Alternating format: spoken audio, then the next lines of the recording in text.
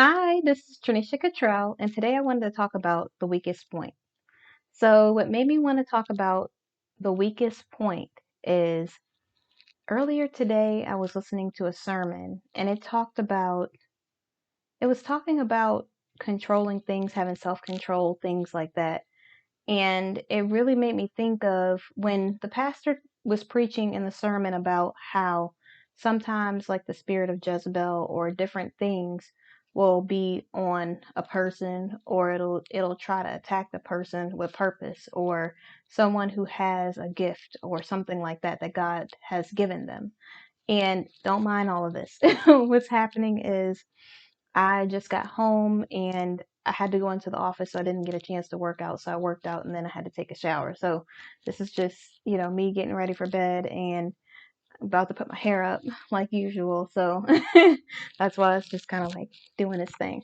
But but yeah, so I'm listening to the sermon about the weakest point and well, about self-control and about how sometimes there will be people or things that will stand in the way of you and your purpose. And if you're not careful with who you surround yourself with, and I even went a step further and I started to think of someone that you lend your ear to, because you could be in a good position where you feel like, okay, I'm ready for everything. I can handle this.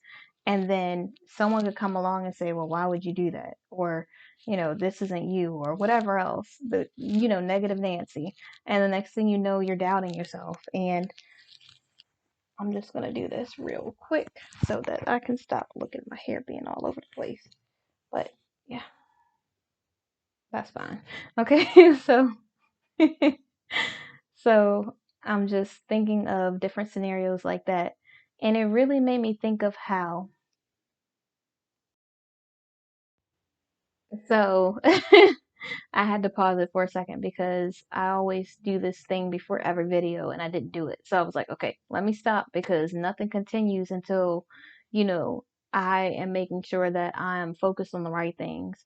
I don't want to be focused on myself. I don't want to be focused on, anything but just being intentional with this video and serving my purpose. And so while I'm doing these videos, I always want to make sure that God is the center of everything. So So, as I listened to the sermon earlier about the weakest point, or about I keep saying the weakest point. That's what I wanted it to be called for some reason. But about self control, it really made me start to think about the weakest point and how we could be strong and Satan, the adversary, will come in and he will try to weaken you. It doesn't matter like what your purpose is or what God intends for your life. It's like he will try to use whatever avenue he can to come into your life to try to weaken you. And he did that to me here recently. I can't pretend as if I'm just excluded from being tempted by Satan or being used or abused or being mistreated or whatever else. Like anything in life that can happen to any other person is happening to me. I'm not excluded from trials and tribulations or storms or any of the tests or whatever. I'm not excluded from any of that because I'm human and because I'm in my purpose. When you're in your purpose, that's one of the most dangerous positions you could be in your life because people people will see you and want to be you or want to do the same thing that you do and copy paste your life to theirs. Not as an inspiration, but more of just I want to do the exact same thing. No, I'm not called to it or anything, but let me just go ahead and step in here. And not only that, but then you have people who try to stop you because they don't want you to continue to live in your purpose. Then you have the adversary come along and he sends the things that you want, you really, really want in your life. Like you feel you want them so badly, you don't even know what's drawing you to it. It's just like poison. Poison. Dum, dum, dum. No, but it really is just like that because it's like the most toxic, dangerous, draining, like the thing that sucks your joy and peace away from you or tries to is the things that the adversary will introduce to you in your life and it'll look aesthetically pleasing. Oh, please believe like it's going to look like the best thing you've ever seen. It will look like this is only my reference, but it'll look like when it's Thanksgiving or something and your grandma makes these fresh biscuits, I mean, fresh rolls that she puts the butter on the top of them and is puts it into the oven and it's nice and fluffy, but you bite into it, it's like biting into a cloud and whew, it'll look like that. It really will look like something that you really, really want. It's not like he's just gonna say, "Oh, here's this rotten tomato. Like, here you go, try it out." Like, no, it's like whatever the food is that's your favorite food or the thing that you love or you want or you feel like you need the most is what the adversary will place right in front of you. He will constantly keep trying to distract you over and over again because he knows that if he can get to your weakest point, he can destroy you. Just like in chemistry, an object is only as strong as its weakest point, and that's how we are as humans as well. And the adversary knows that. He knows that if he can get to us in whatever point that we're weakest in, then he can completely destroy the purpose that God put on us, can completely destroy our destiny, our mission in the kingdom. And he will do whatever it takes. Like he will never, he's not like, oh no, you're a good person, let me not do this to you. No, he's like, you're a good person, let me destroy you, because too many people are seeing you do the right thing and they're feeling like they want to try to start doing the right thing. So let me discourage you by having someone break your heart or make you feel insignificant and insecure. Let me show you something that looks aesthetically pleasing, something that is delicious, something that is just makes you lust all over for it or whatever it is. And he will like literally put it right there at your fingertips where you can almost grasp it. Sometimes he'll even let you take hold of it. And once you get it, it will be nothing like you imagine. It will be that temporary satisfaction that will eventually result in your downfall. And a lot of the times we don't even think about it. We just feel like, okay, well, we've been doing so good, we deserve this thing. Or we'll feel like instead of waiting, let me just do it now. And Satan knows that if you don't wait on God, it's never going to be at its full potential, no matter what it is. If it's a person, place, or thing, it will never be at the potential that it could have been if you waited on God. And so he will try to destroy everything that he possibly can. I've had things in my life and I could kind of see how God would use it for his purpose and how it would be beneficial for my life and maybe for the other person's life. And it's almost like Satan saw it coming and was like, let me destroy this right now, immediately, before anything ever happens. And and of course, you're an innocent bystander and you're just like, what? Why is this happening? And Satan's like, got you. Then the next thing you know, he tries destroying your hope because you felt like maybe there is hope. And then Satan was like, gotcha. Not today. Not in my house. Like smack that out of here. Like,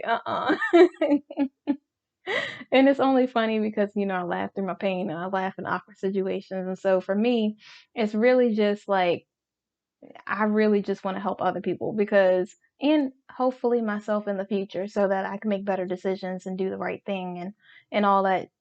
I want to do the right thing. And it really is hard being a person that tries to do the right thing because Satan will always tempt you with something that seems easier.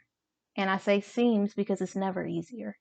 It's really harder. It's like the shortcut that you take that really is bad for you. Instead of you going the long way and taking your time, you go through this shortcut thinking that it's gonna get you there faster and really just makes the journey longer.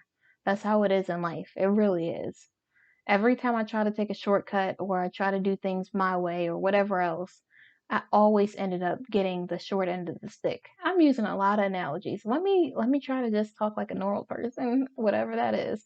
And and so it just the hair just really does what it does. This is why I did the braids thing. It really does do whatever it wants to do. I just have no control over it. I might like I want to say get a wig, but I feel like I don't want to put my business on Front Street like that. But it's too late now. So, oh well, people know. And if I do it. And so I really just, and people are probably going to wonder, especially guys, why would you wear a wig when you have nice hair? And it's decent length and all of those other things. But it's not about the length. It's not about, the curls or whatever else. It's really just about not having to do my hair. Like, it's one of those things that when I'm in a mood and I feel like braiding my hair or doing something else, it's like, okay, yes.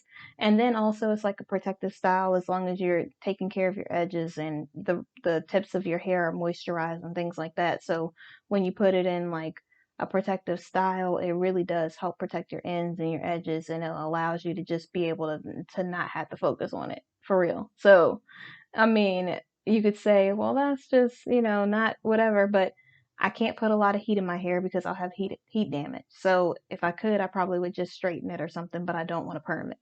And if I wear my hair curly, it does whatever it wants to do. It's not like I could just be like, oh, let me just do this twist out or a braid out. And you probably don't know what that is, but if you search it, it'll come up. It'll be a bunch of examples.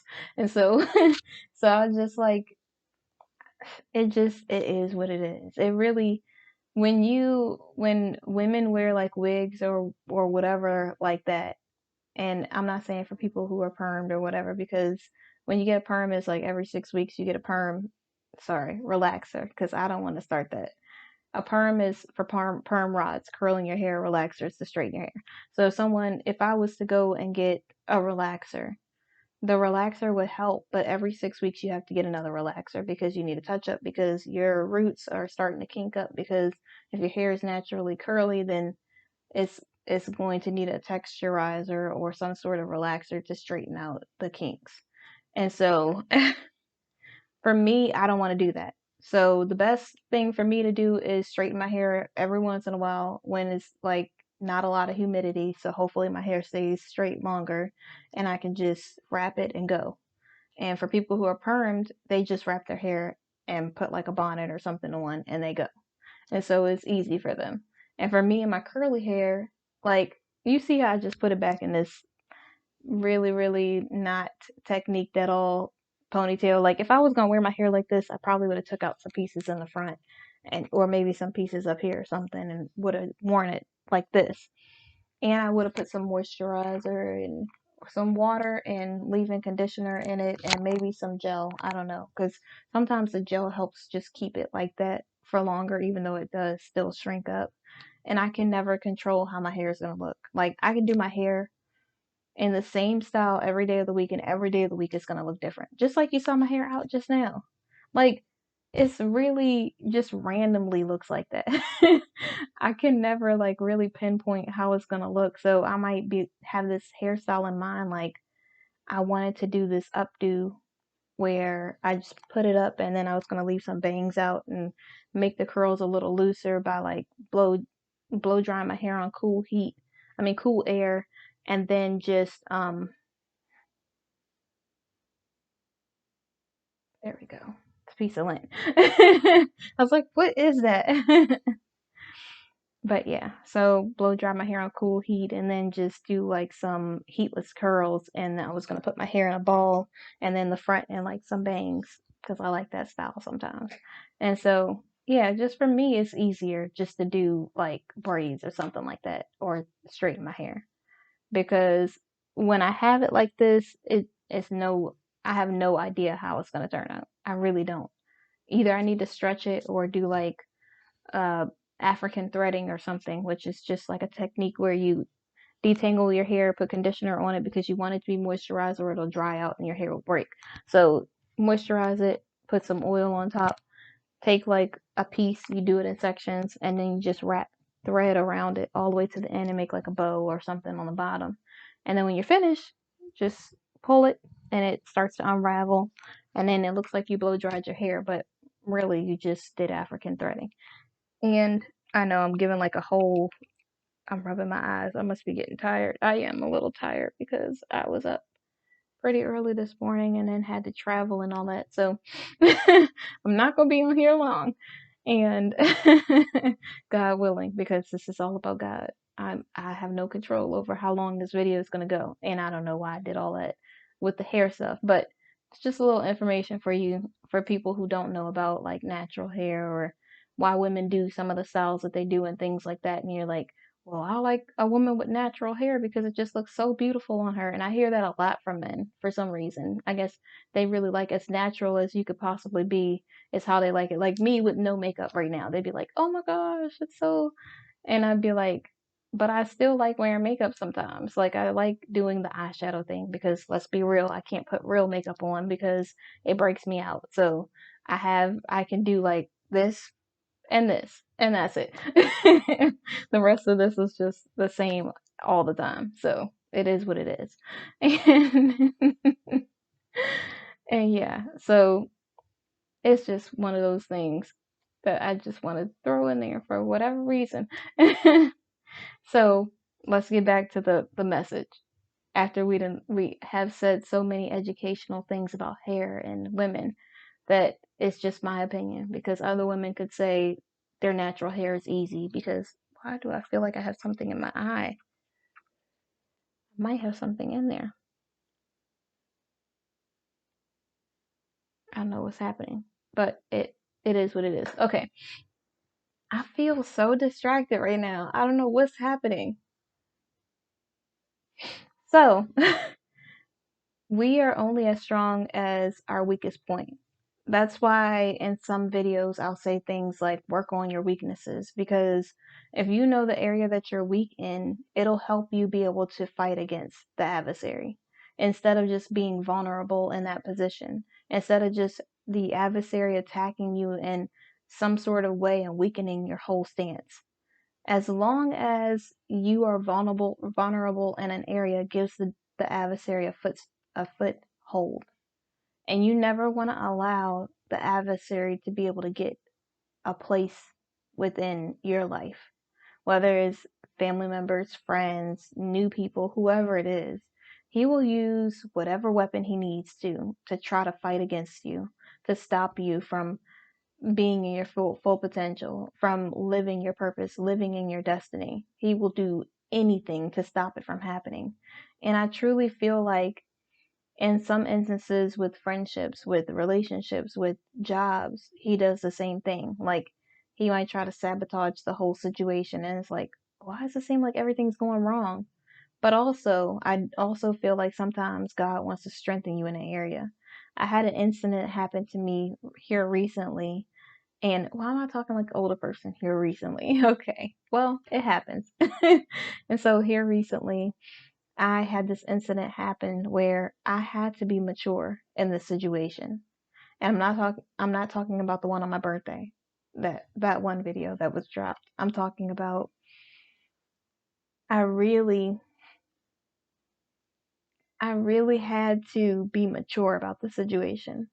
Like my initial reaction, and I'm just being transparent because I have to be real on these videos. I don't want to ever make it seem like I'm perfect or like I just make the best decision right away. Like, oh yeah, I know how to be a good person, so let me just go do it. Like, it's not always that easy. Sometimes people really try it. They really do. Like, especially when people try to make me lower my standards. I'm just like, they tried it. And I laugh about it now, but it's really hurtful when it happens because it's like, dang, like I know I'm good enough. Why is it that they don't see the value in me? But then I realize it's not my like job to try to prove to someone or show them what my value is. Either they get it or they don't. Like they either know or they don't. It's one of those things. Like it can't be taught. And so so I just have to realize that in certain situations. But in the moment, it does feel like crap. It doesn't feel like, oh yeah, another one bites the dust, or oh yeah, this person's gone now. Let's move on to the next person. Like I hear a lot of women and men say that all the time. And in theory, it sounds great. But in reality, you still have to heal from those situations. You still have to take the time to grow and develop and learn. You can't just pretend as if you weren't hurt. You can't pretend as if something didn't affect you and just move on with your life as if it's just you're just gonna heal over a scab and the scab is freshly picked and you haven't had any time to really heal. Like you have to allow yourself time to heal because we need to do something about these broken relationships. We really do. I wish I wish I could say I had nothing to do with this, but I think we all had a hand in it, especially when you jump into a relationship when you're not healed. When you start dating or seeing people or whatever else and you're not fully healed or you're not almost healed, it really can hurt the other person. You can unintentionally hurt them because they could be thinking that you are the one or something. And the next thing you know, you can't be the one because you aren't even healed from everything that you've been through. You still, think about certain things. Like, you still think about the person that you used to be. You still think about how you don't deserve certain stuff. You still can't allow people to get close enough to you. Like, things like that really matter when you're trying to get to know someone, when people are really trying to get to know you and they ask you a question about something and you push them away. Like, you really have to heal in those areas so that you can be good for yourself and for the next person who comes along. You can't just for me, when I'm still healing. Like, I like to say I'm fully healed and I'm completely ready. Like, I feel ready, but I'll know when I'm ready when God, allows some situation to happen the way it's supposed to happen and everything else. And I I know that I really have to be in a position where I can be vulnerable and where I can allow someone to get to know me without feeling like I need to put up this guard so that they can't even have a real conversation with me. Like, every time I think about opening up about something and I feel pushback, I know I'm not ready. Or every time someone wants to try to get close to me and I like completely shut down, I know I'm not ready. Like, things like that are like real indicators for you when you're getting ready to date and things like that, or you're starting to see someone and you're in a relationship. If you still feel like you just can't for whatever reason, then you're not ready. If you feel like being vulnerable is scary or being in a relationship is like the R word, or something, then you might not be ready. You really have to prepare yourself mentally, physically, and emotionally. You really have to think about what it is that God would want, what it really truly means to lead with love and kindness. And when I say this, I feel like I always have to clarify, but I don't mean being so vulnerable that you allow someone to come in and crucify your heart. That's not what I'm saying. I'm not saying that you allow someone to come in and just dump all over you and use you and make you lower your standards and then treat you like crap. That's not what I'm saying at all. What I'm saying is when you truly meet someone who's a decent human being, who really does care about your well-being, it's okay to express certain things to that person. And I'm not saying it like I'm a relationship person at all, because you know my story. And if you don't know, here's a quick recap. I have only been in toxic relationships. I've never been in a healthy relationship at all. So don't take relationship advice from me. I'm just saying that in my ideal situation, I would be, I would feel comfortable enough to open up and express myself. I would feel like, and there goes that feel word again. I would be in a position where I would be able to open up because I would be protected, because I would see that the words line up with the actions line up with the words, and it's not just a bunch of words jumbled together just to sound good or whatever else. Like, it's really someone who's compassionate, who is really really care who really cares about my well-being because they're leading with love and kindness, not just someone who just wants to come in and destroy every person that they're with because they've been hurt in the past. Like, nobody wants that. And so so we really have to be real with ourselves. And I said I wasn't going to make this long and I'm getting tired and I had to be up not super early, but early kind of ish, and I haven't ate, so I got to eat. I got to get ready for bed, which, bam. And then I have to, in the morning, I gotta get up and do this exercise thing all over again because I'm not gonna have any time to exercise tomorrow. I mean, depending on what time, some of the things, I have an appointment in the morning, so my first appointment is gonna be bright and early. So hopefully I'll be finished at like noon or something. If I'm finished at noon or earlier, I can probably go in and I have to get this done. And I said have to. I would like to get this done, God willing. And then I have another appointment after that at 1:30, and then another appointment at 2:30. It's a whole thing because I'm going to be celebrating my birthday this weekend. So I would I had like to invite certain people to this thing that I'm going to? Yes. Am I going to? Probably not, because I can't. I I can be vulnerable, but I'm not in a position where I'm ready to put myself in that state right now. I don't want to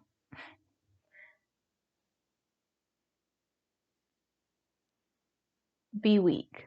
And so in order to not be weak, I'm just gonna go with the things that are already at play, and then just do what I need to do and have fun with the people who love me. And so that's what I'm gonna do. It's a whole thing. Like it's gonna be so much fun. I don't have any expectations but to just appreciate the people around me and the things that God's allowing me to do. That's it. So whatever does or doesn't happen is great either way. And if I invite other people, I don't know if I would be able to just enjoy myself or if it would just become like about them kind of thing. So I want to make sure that I surround myself with people who really truly deserve to be around me, who I deserve to be around, and not just people who are there for the moment. And so, so in conclusion, because there's a lot of stuff going on and I got to hurry up, do the whole eat something, go to bed, wake up, exercise, get ready, do the drop off in the morning, do like all of the stuff that these 4 or 5 things that are scheduled today. Then I gotta go get changed, get dressed, get ready for this event, and then head to the event. And that's my tomorrow. And so, so in conclusion, just because we have a weakest point does not mean that you're weak. Weak does not mean like they say that women are the weaker vessel. It just means that because we have a person who is led by God, who we can follow, who we can allow to lead us. We are the weaker vessel just because we came from another person, I believe. I don't think it has anything to do with us not being strong. And just because you're allowing yourself to be vulnerable doesn't mean that you're weak. And I always have to constantly tell myself that because I have this barrier around myself. Like I want to let people in so badly. And every time I get close enough to someone, I feel the adversary, like something happens and it makes me pull back. And it's like, see, that's why you don't get too close. But I really do need to be in an area where I need to be in a position where I'm vulnerable because and I'm willing to allow other people in. Like lately, and this is just me being honest, it's been really hard for me to let people in the past like week or two, and I can feel the adversary constantly like playing on my emotions, playing with my mental state constantly over and over and over and over again, like trying to make me feel like I can't trust anyone or I can't be around anyone. And instead of me being like my happy go lucky joyful self that's just always constantly leading with love and kindness, I've noticed myself be guarded because it's like I don't know what to expect and I don't want to get hurt. And so he will he will play on any weakness that you have to make you feel like you will never be able to reach your full potential. And God is just waiting for you to step into it so that he can lead you to your purpose. So we being mindful of me being weak in that area allows me to see when I go places and people show up or people are there, I can still lead with love and kindness and not just think, oh, I can't be vulnerable or oh, I can't be nice to this person. I'm just being nice. They didn't ask me for anything. Like, chill. Why are you doing the most right now? And so just really be mindful of your weaknesses, work on them, turn those into strengths, or at least have it on a list so when the adversary tries to play on those emotions, that weakness, that insecurity, that jealousy, that regret, that guilt, whatever it is that you're going through or that you've been through that he's used in the past, he won't be able to constantly keep pulling that same card because you'll already be prepared. You'll already have a message front loaded in your mind. And that will allow you to just be able to still walk by faith and not by sight, to still trust in God, to still understand that He is the God of abundance, that He is a God that He shall not lie, that you can't lean on your own understanding, but lean on His understanding. And know that as long as you're leading with love and kindness and you're following God's lead, you will be doing everything that you need to do. And no weakness shall come upon you because you will have the strength of God.